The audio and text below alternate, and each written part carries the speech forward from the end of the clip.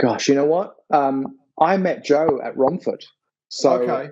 I believe I met Joe at Romford, and then he was just like, sponsor. I didn't know what that meant. I mean, we're fast forwarding a bit now. And that photograph I think you're talking about was when we already had a half pipe.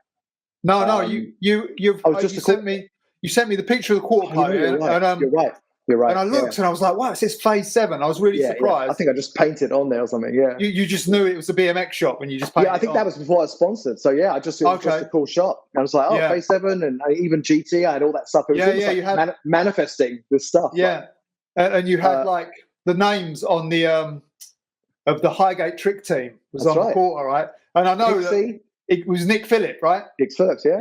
Yeah. I know it was Nick Phillip, Ethan Jenkin. That was the other, Ethan Jenkin and myself. That was the Highgate. That was it. Yeah. I was going to ask. We had shirts made and everything.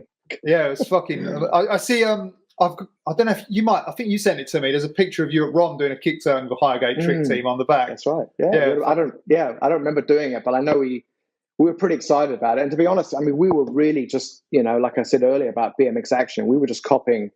Like RL or Mike Buff was like the trick team, and it's like, okay, that's what we need to do. Everything was going on in England was cool and it was progressive and there was great riding going on. But as far as the culture and the professionalism and just the presentation, it was all California influence. I mean, massive.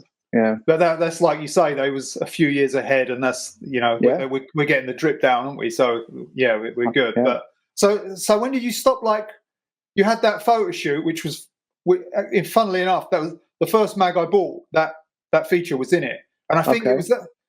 I think that was the same issue that Craig's Dark Side of the Bowl was in. Sounds about right.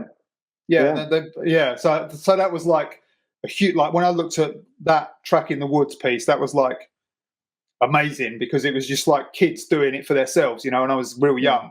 And then there was like Craig stuff, which was like a bit more factory. But it was like both of them pieces I've got really good, vivid memories of. Yeah. And I had a picture of you doing the air on the quarter and like looking at the back wheel. Looking back. Yeah. So fucking good. I wanted to make sure I was getting over the top at least. You know what I mean? Yeah. It looked good.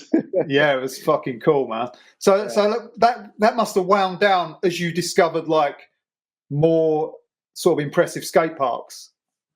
Yeah, I don't remember the exact sequence, but yeah, Taleca, Cantelos, and then we built our own BMX track, and that was awesome. And then eventually, I can't remember exactly how, but we found Romford at some point, and that was just like, you walked in there like, okay, this is like next level, like massive skate park, bowls, snake runs, half pipe with no flat bottom, and then of course the performance bowl, so that was a whole different level of riding. And you could already air, obviously, when you went to Rom. Yeah, I mean, coming from dodgy quarter pipes, going into our first place I went to was the Clover, and I remember, I can't remember if someone was riding that day, but I remember just airing, just even dropping in and just getting that feeling, of like, because everything prior was you would go to a ramp and then go up the ramp and then come down again, and now it's like you're dropping into a bowl. You're in it. You know what I mean? You're in the bowl. You have to go and you have to navigate that and then get your speed and then now air out the top. And it's not just coming off a flat. Now you got to, because the Clover had this, you had the transition, but it came up in the middles, which was like almost like a pump track kind of thing. Yeah, that's it. So that was, I remember like hitting that and not expecting that and getting launched straight into the other transition. So it was like a lot more going on, but also so much, in some ways, so much easier to ride as far as once you got used to it, because the transitions were, although they were far from perfect compared to what we've been riding, all the dodgy wood quarter pipes, it was amazing. Yeah. And you could ride Romford in the wet, which was useful. I've seen it. So was there any other like quarter pipes that you used to frequent around your local area, or was your one the one? As far as I know, that was the only one, the only wood quarter pipe in that area that I remember. Yeah. Okay.